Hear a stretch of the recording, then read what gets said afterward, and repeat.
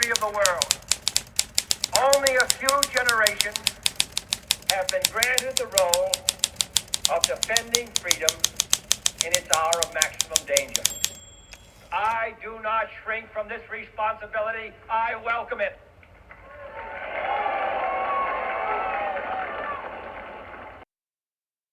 They call it a beverage, a morning ritual, a pick-me-up. Cute, isn't it?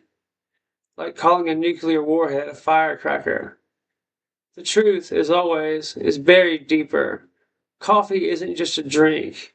It's a carefully cultivated addiction, a global dependency, a lubricant, if you will, for the gears of civilization. Keeps the proles productive, the thinkers thinking, the schemers scheming. Ethiopian goats, Phoenician merchants, Seattle baristas, each a pawn in a game they don't even know they're playing, a game orchestrated from the shadows, naturally. The being itself is just a delivery system, a means to an end. Think about it. The world runs on coffee. Wars have been financed with it, revolutions plotted over it, deals brokered, secrets whispered, all fueled by this dark, bitter brew. Coincidence? I think not. They tell you it's about flavor, about aroma, about community. They distract you with foam art and fair trade, while the real power, the real control, resides in the unseen currents, the backroom deals, the carefully manipulated supply chains. You think you're just buying a latte. You're buying into the system. You're fueling the machine. Over the next hour, we'll peel back the layers, expose the truth. We'll trace the dark history of coffee, from its humble beginnings to its insidious grip on the modern world. Prepare to have your morning ritual reevaluated.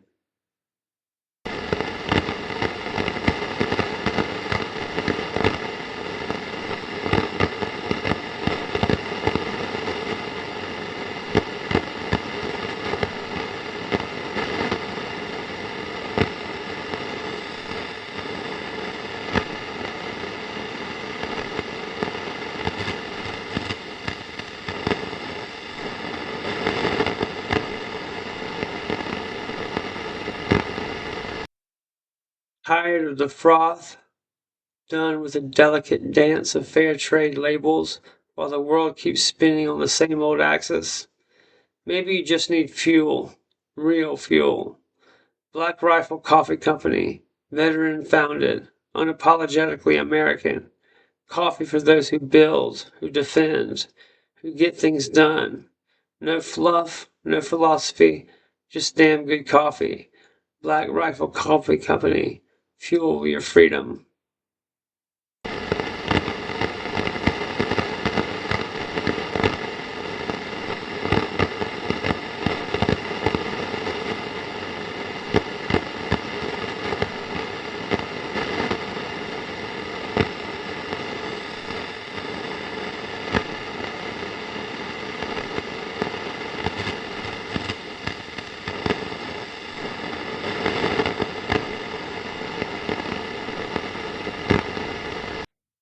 Welcome to Musings of a Cigarette Smoking Man.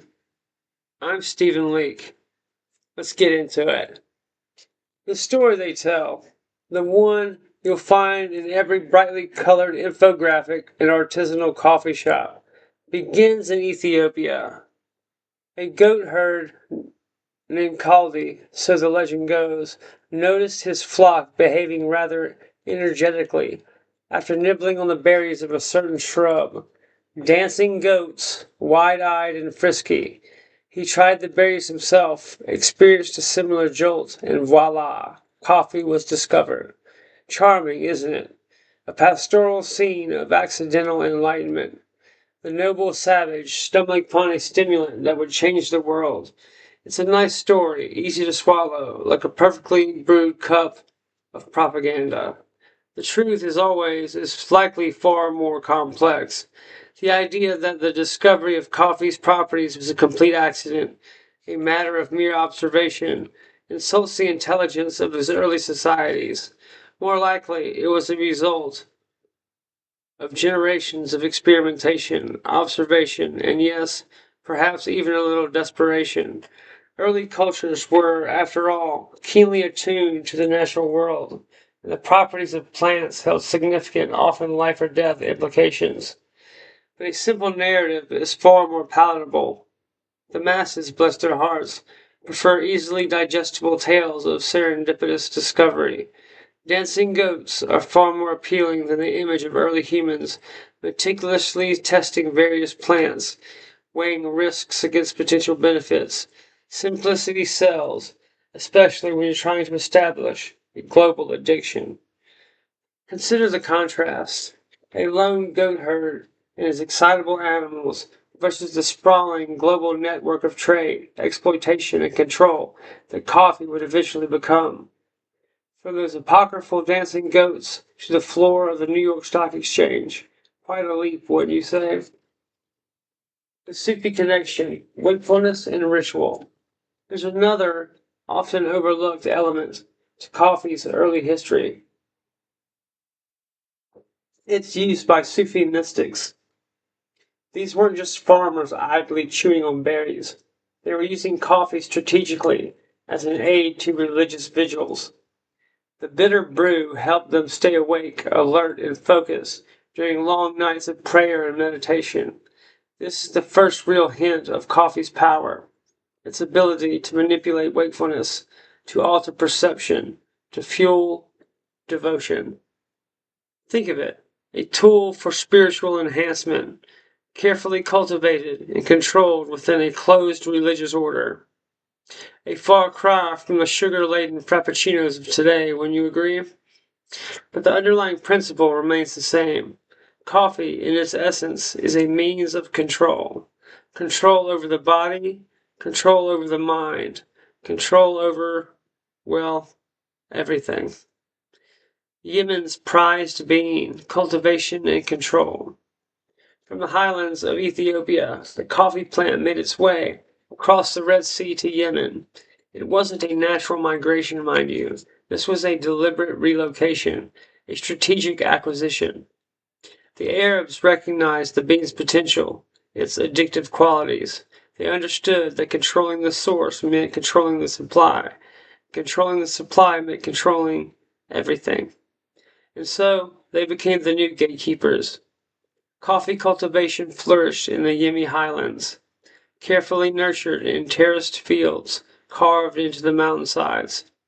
But here's the rub. The Arabs weren't keen on sharing their newfound treasure. They weren't interested in fostering global competition or democratizing the caffeine buzz. They wanted a monopoly. To that end, they implemented a rather ingenious, if somewhat ruthless, strategy. Before exporting any coffee beans, they subjected them to a rather delicate process. They either parboiled or roasted the beans. Now, this may seem like a harmless step, perhaps even a quality control measure, but the reality was far more cunning. By boiling or roasting the beans, they rendered them infertile, incapable of germination. In other words, they ensured that no one else could cultivate coffee outside of their carefully guarded domain. Think about the audacity, the sheer control. This wasn't just about trade, it was about information suppression.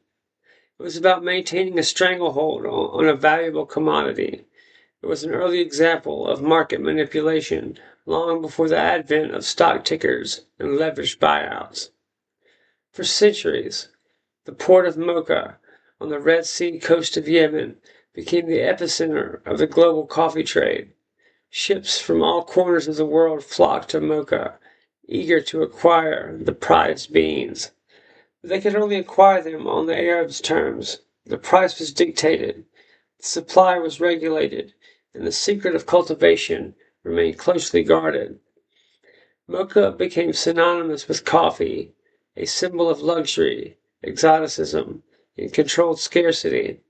It was a testament to the power of a single commodity to shape economies, influence cultures, and, well, fuel empires. Of course, such control couldn't last forever. Secrets, like water, have a way of seeping through the cracks. Eventually, The Dutch, with their characteristic resourcefulness, managed to smuggle out a few viable coffee plants, but that's a story for another time. The point is this: the Arab control of coffee cultivation in Yemen and their deliberate efforts to prevent its spread set a precedent. It established a pattern of powerful interests manipulating the coffee trade for their own gain. It was a glimpse into the shadowy world of commodity control, a world where the humble coffee bean became a weapon, a tool, a means to an end, and that end always was power. Infiltration. The Arab wine arrives in Europe. Venice, a city of canals, conspiracies, and coffee? It seems an unlikely pairing, doesn't it? But history, as I've learned, is full of such improbable alliances. The 16th and 17th centuries saw the slow, insidious creep of the caffeinated bean into the European consciousness. In Venice, that den of merchants and intrigue was one of its primary points of entry. Imagine the scene: ships laden with exotic goods docking in the bustling port, spices, silks, and sacks of dark, mysterious beans. These weren't your average legumes. They were the seeds of addiction, disguised as novelty. The initial reaction, naturally, was suspicion. Anything new, anything foreign, is met with resistance, especially something with potent effects. Coffee. Whispers circulated. Dark rumors spread. Some, fueled by religious fervor, denounced it as the bitter invention of Satan, a drink brewed in hell, designed to corrupt the soul. The church, as always, was involved. Fear of the unknown, fear of losing control. It's a powerful motivator. But even the most entrenched institutions can be persuaded. Let's just say certain incentives were offered to key figures within the Vatican. The story goes that Pope Clement VIII, after sampling the controversial brew, declared, "This Satan's drink is so delicious that it would be a pity to let the infidels have exclusive use of it." A papal blessing. Convenient, wasn't it? A carefully orchestrated PR stunt designed to quell the rising tide of opposition, or perhaps a genuine appreciation for a good stimulant. Either way, the path was cleared. Initially, coffee was sold by lemonade vendors, a curious juxtaposition, wasn't it? Sweet and sour, innocent and addictive. A way to ease the transition, to soften the blow. It was a subtle introduction to a substance that would soon become indispensable. But here's where the real genius lies: the branding. They called it wine of Araby. Not just coffee, but wine. A deliberate association with pleasure, with indulgence, with escape. Clever, wasn't it? Suddenly positioning it as a replacement, or at least alternative to alcohol. A new stimulant for a new era. And who benefited from this shift? The merchants, of course, the traders, the ones who controlled the supply, but also others, those who sought to maintain order, to control the masses. A caffeinated populace is also a productive populace, less prone to drunken brawls, perhaps, more amenable to direction. Think about it. Coffee houses began to spring up across Europe, not just places to drink coffee, but places to gather, to discuss, to conspire. Hotbeds of intellectual ferment, fueled by caffeine and ambition, but also places to be observed, to be monitored. Information is power, and coffee houses were a valuable source of intelligence. The wine of Araby wasn't just a drink, it was a Trojan horse. It infiltrated European society, slowly, insidiously, until it became an integral part of the fabric, a new addiction, carefully cultivated, cleverly marketed, and ultimately indispensable. The penny universities, information and intrigue. London, the 17th and 18th centuries, a fog-choked city teeming with ambition, innovation, and coffee. The coffee houses that sprung up weren't just places to grab a quick caffeine fix. They were something far more significant. They were, as some called them, penny universities. For the price of a single penny, a paltry sum even then, one could enter these establishments and engage in conversations with merchants, scholars, writers, and politicians. It was a melting pot of ideas, a public forum where the latest news, scientific discoveries, and philosophical debates were just dissected and discussed, often at length, with considerable fervor. Consider the sheer audacity of it. Information, once the exclusive domain of the wealthy and powerful, was now accessible to anyone with a spare coin and a thirst for knowledge. These weren't just places to gossip, they were incubators of innovation. Isaac Newton himself was rumored to frequent these establishments, debating his theories over steaming cups of the dark brew. The Royal Society, that bastion of scientific inquiry, even held some of its early meetings in coffee houses. Commerce thrived in these spaces. Deals were brokered, ships were insured, and fortunes were made and lost, all within the smoky confines of these caffeine-fueled hubs. Lloyd's of London, that venerable institution of maritime insurance, had its origins in Edward Lloyd's coffee house. Risks were assessed, policies were written, and the wheels of global trade were greased, thanks to the humble coffee bean. Ideas born in caffeine haze, deals sealed over bitter brews, revolutions sketched out on napkins. Every scheme needs a record. Every whisper needs a place to land. For thoughts that shape the world, or just your corner of it, there's Moleskin. Capture the moment, the plan, the conspiracy. Seeds of dissent. Let's not be naive. These penny universities weren't just benevolent centers of enlightenment. They were also something else. Hotbeds of sedition, breeding grounds for dissent, places where disgruntled citizens could gather and question the established order. A room full of people openly discussing politics, sharing news, both true and false. It's a recipe for instability, and the authorities, naturally, were well aware of this. The coffee houses, with their open doors and freely flowing information, were easily monitored. A discreet observer, a strategically placed informant, could glean a wealth of intelligence simply by eavesdropping on the conversations. Think of the possibilities. Public opinion could be gauged, dissident voices could be identified, plots could be uncovered, and, if necessary, suppressed. The coffee house, ostensibly a space for free exchange of ideas, became a convenient node for tracking dissent, for shaping narratives, for controlling the flow of information. Patrons believed they were engaging in open and honest debate, freely exchanging their thoughts and opinions, and perhaps, to some extent, they were.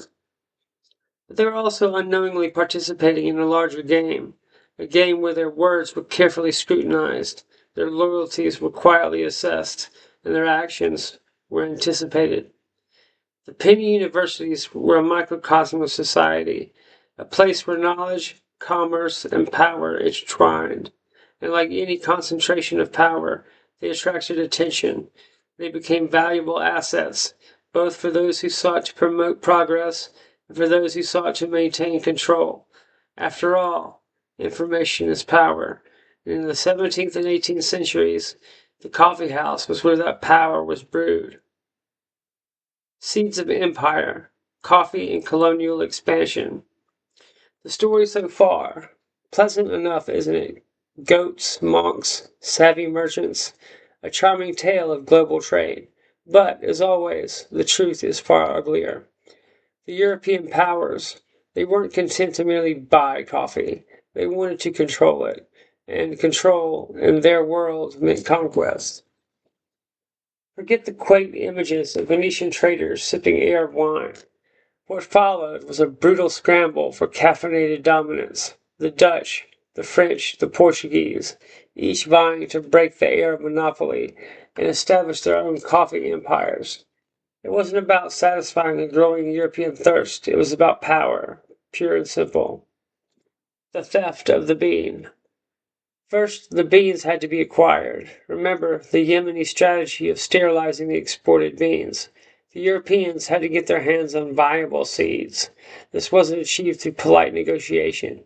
This was industrial espionage or theft on a grand scale. The Dutch, ever resourceful, were among the first to succeed, smuggling plants out of Mocha in the late 17th century. They established plantations in their colony of Java in what is now Indonesia. Imagine the planning, the risks, the sheer audacity of it, all for a bean. Then there's the tale of Gabriel de Cleo, a French naval officer. He supposedly transported a single coffee plant from France to Martinique in the Caribbean. The journey, as legend has it, was fraught with peril. Water rations were low, and he selflessly shared his meager supply with the plant, nursing it back to health. A touching story of botanical devotion, right? But consider the context. That single plant was destined to become the progenitor of millions, all grown on stolen land, cultivated by enslaved people. Plantations of pain. Once they had the seeds, the Europeans needed land, labor, and a complete disregard for human rights. Vast plantations sprung up across their colonies. Java, Martinique, Brazil, Saint Domingue, now Haiti, each a monument to colonial greed, fertilized with the blood and sweat of enslaved Africans and indentured servants. These weren't farms, they were factories, designed to maximize production at any cost. The French in Martinique, for instance, transformed the island into a coffee powerhouse, relying almost entirely on slave labor. The conditions were brutal, the mortality rate staggering. Coffee became synonymous with suffering. A daily cup in Paris was directly linked to the unimaginable misery of those forced to toil in the Caribbean sun. Brazil, of course, became the ultimate example. Coffee fueled its economic growth, but it also perpetuated the institution of slavery, long after it was abolished everywhere else. The coffee barons amassed immense wealth. Their generations of Africans were condemned to a life of backbreaking labor. This wasn't just trade, it was a system of exploitation, carefully designed to enrich the colonizers at the expense of the colonized. Caffeine-fueled conquest. Don't be fooled by the romantic imagery of coffee ceremonies and bustling marketplaces. The spread of coffee was intrinsically linked to colonial expansion, to the ruthless exploitation of land and people. It wasn't a beverage of enlightenment, it was a weapon of economic warfare. It fueled empires, financed armies, and solidified the dominance of the West. They tell you about the rich aroma, the stimulating effect, the social connections forged over a cup of coffee. They conveniently omit the story of the stolen seeds, the brutal plantations, the lives destroyed. The world runs on coffee, yes, but it also runs on the blood of those who were forced to cultivate it. And that, my friends, is a bitter truth indeed. Brazil's bitter rain fueling the industrial world. The 19th century, the gears of industry are grinding, the factories are roaring, and the world is transforming at an unprecedented pace. And what's fueling this revolution? Coal, steel, perhaps, but don't underestimate the power of a simple bean. The same bean that started with dancing goats and Sufi mystics has now found its true calling, keeping the cogs turning, the workers working, the machines machining. Enter Brazil, a vast, fertile land, ripe for exploitation, and exploit it they did. As the demand for coffee surged in Europe and North America, Brazil stepped up to become the world's coffee superpower. Forget the quaint family farms of Yemen or the manicured gardens of Java. We're talking about plantations on a scale previously unimaginable, sprawling across entire provinces, blotting out the landscape. These weren't just farms, they were industrial complexes, monoculture on a massive scale. Forests were felled, ecosystems destroyed, all in the name of progress. The environmental impact was devastating, leaving behind a scarred landscape and a legacy of deforestation that continues to haunt us to this day. The chains of coffee. But the environmental cost was just the beginning. The true price of Brazilian coffee was paid in human suffering. Slavery, though officially abolished in 1888, persisted in all but name. The fazendados, as these coffee plantations were known, relied on constant influx of cheap labor, often through debt bondage and other exploitative practices. European immigrants, lured by promises of a better life, found themselves trapped in a cycle of poverty and servitude, toiling under harsh conditions for meager wages. The irony is inescapable. While the abolitionist movement gained momentum in the West, fueled in part by the ideals of freedom and equality, the very product that was consumed in those enlightened societies was being produced by a system that perpetuated the worst forms of human exploitation. A cup of coffee in London or New York was, in reality, a testament to the brutal realities of Brazilian coffee production. Fueling the machine. And what was the purpose of all this toil? To satisfy the insatiable demand of the industrial world. Coffee became the fuel of the working class, the stimulant that kept them awake and alert during long hours in factories. It masked hunger, suppressed fatigue, and numbed the mind to the drudgery of repetitive labor. Think about it. The industrialists, the factory owners, they understood the value of a caffeinated workforce. A worker buzzing with caffeine is a productive worker, less likely to complain, less likely to rebel, more likely to accept their lot in life. Coffee wasn't just a beverage, it was a tool of social control, a means of maximizing output and minimizing dissent. Brazil's dominance in the coffee trade wasn't just a matter of agricultural success, it was a key component in a global system of production and consumption, a system designed to benefit the powerful at the expense of the powerless. The coffee barons of Brazil amassed immense fortunes, while the workers who toiled in their fields remained trapped in a cycle of poverty and exploitation. And the consumers in Europe and North America, blissfully unaware of the true cost of their daily brew, continued to fuel the machine. So the next time you reach for that cup of coffee, remember the dark history behind it. Remember the deforestation, the exploitation, the suffering. Remember that the world runs on coffee, yes, but it also runs on the backs of those who are forced to cultivate it. And that, my friends, is a truth worth pondering. Mechanization and mass consumption, the instant gratification. The 19th century laid the groundwork. The 20th perfected the art of mass coffee consumption. The key? Technology. No longer were we reliant on carefully roasted beans, meticulously ground and brewed. The name of the game became speed, convenience, and consistency, and that meant embracing the machine.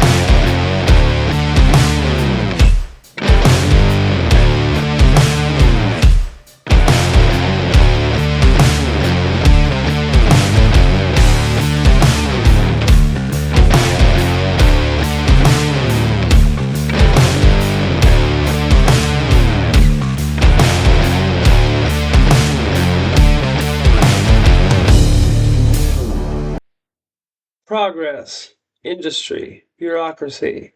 Empires aren't built on wishes. They're built on reports, requisitions, directives. Signed, sealed, delivered. Through jungles, across deserts, in triplicate.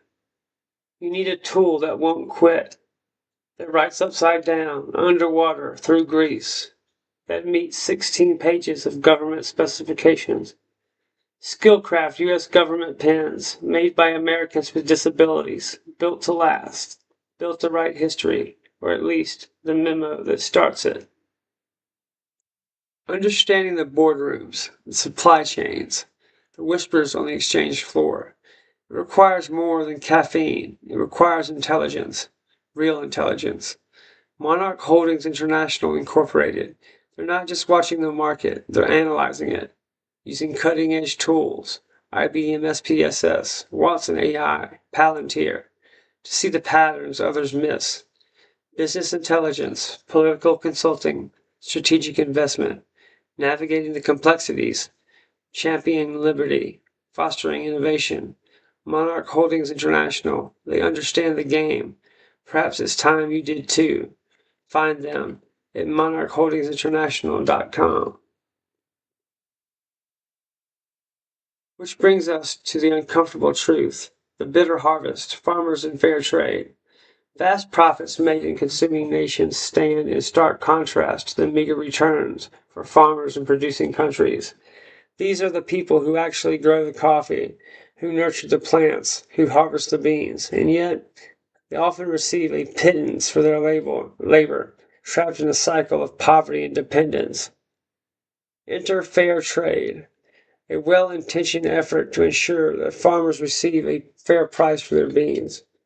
A noble cause on the surface, but let's not be naive. Fair trade is also a marketing tool, a way for corporations to appeal to socially conscious consumers, a niche market, if you will, that allows them to charge a premium for their coffee while still maintaining overall control. Is it a genuine attempt to alleviate poverty? Perhaps, but it's also a band-aid on a gaping wound, a feel-good initiative that doesn't address the fundamental imbalances of the global coffee trade. The system remains rigged, the power remains concentrated, and the farmers remain vulnerable. So, the next time you see that stock ticker flashing, remember the journey of that humble being from the fields of Ethiopia to the boardrooms of New York. It's a story of exploitation, manipulation, and control. A story that underscores a simple yet unsettling truth. In the world of coffee, as in so many other things, the rich get richer and the poor, they just keep picking.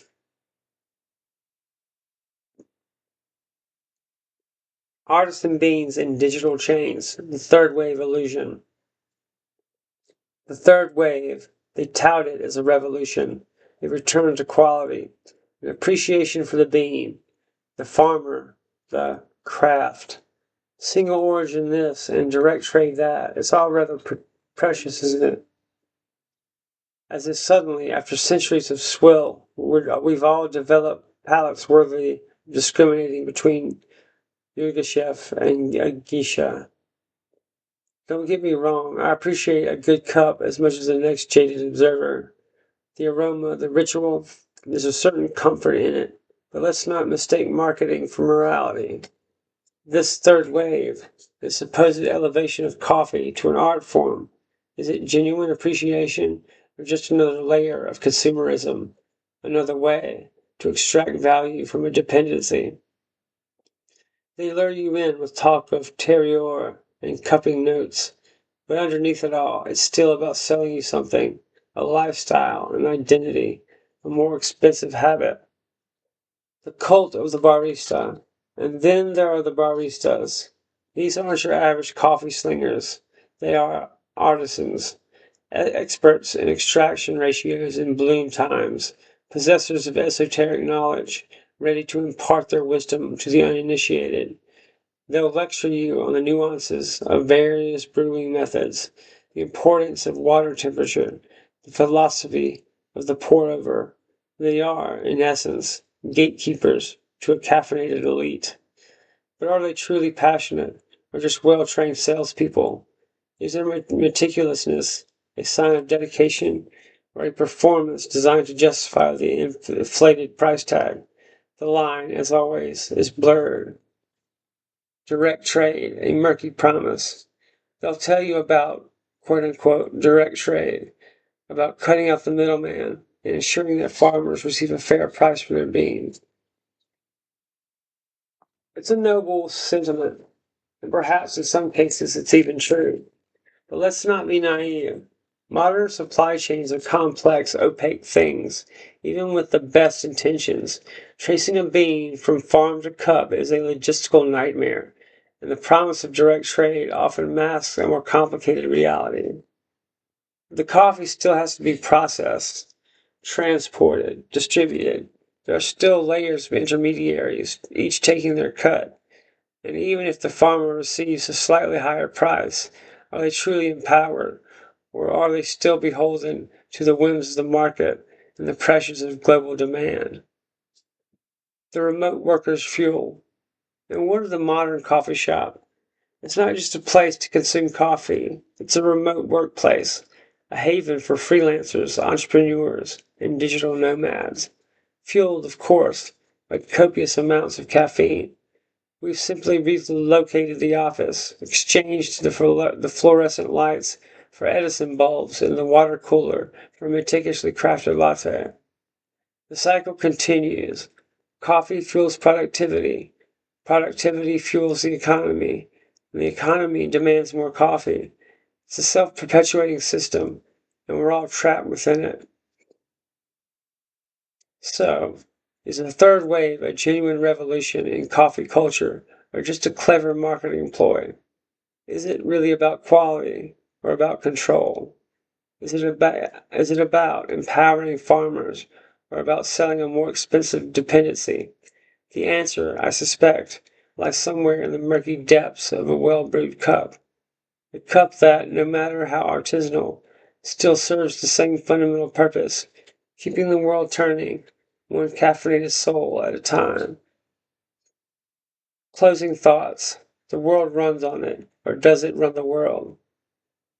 So, there you have it. From dancing goats in Ethiopia to Wall Street trading floors, a long and winding road paved with exploitation, innovation, and a whole lot of caffeine. We've seen how a simple bean can topple empires, fuel revolutions, and enslave populations. We've talked about pleasure, productivity, and the illusion of choice. We've examined the dark underbelly of global trade, the manipulation of markets, and the subtle ways in which our desires are manufactured and monetized. But what does it all mean? Coffee is a tool, a weapon even, a means of control.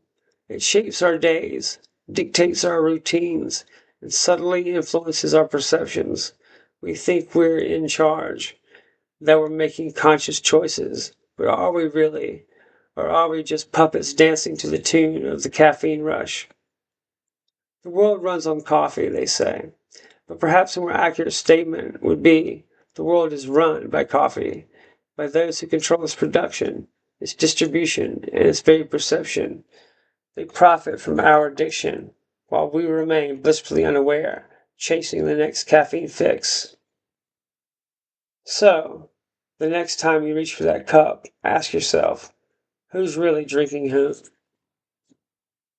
I'm Stephen Lee. Thanks for being here with me tonight. I'll see you next time.